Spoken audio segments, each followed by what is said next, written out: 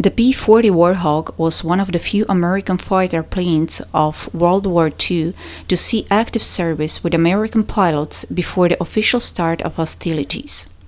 This is because it was actively used by the Flying Tigers, an all-volunteer unit sent to China to help fight the Japanese. As a ground attack aircraft, the Warhawk saw considerable success, and it was used as such well after other air superiority fighters were introduced. Air superiority betrayed the greatest weakness of the Warhawk, in that it was relatively underpowered in comparison to the best German fighters of the early years of the war.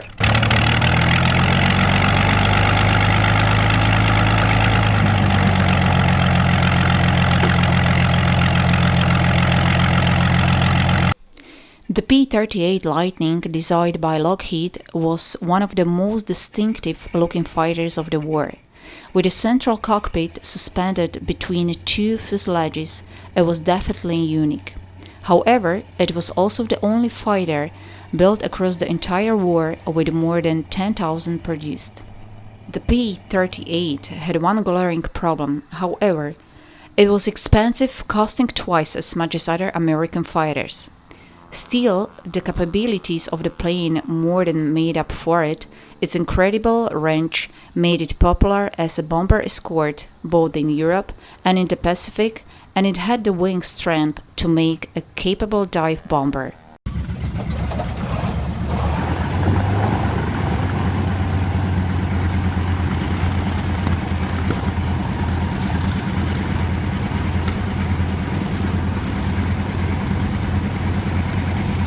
No American fighter plane was as widely loved or used as the P-51 Mustang. Designed by North American, more than 15,000 were built from 1942 on, and at around $50,000 per plane represented no significant jump in cost.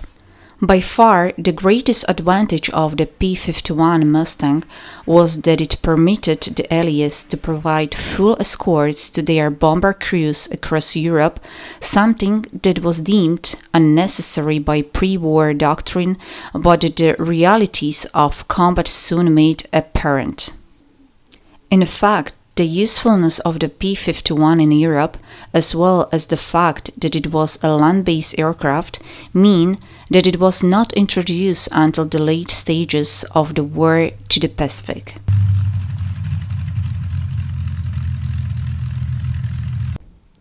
Instead, the Pacific War saw much more widely spread deployment of carrier-based aircraft. Despite weakness compared to traditional land-based fighters, the strategic ability of carriers to move with ease through the ocean made them a much better option. From 1942 till 1944, the most widely used carrier-based plane was the F-4U Corsair. The Corsair is most widely recognized for its folding wings and its plexiglass canopy, which made bailing out much easier. Nearly 13,000 of the planes were produced throughout the war, making a common sight in the Pacific. The famous Pappy Boyington flew the plane in Guadalcanal.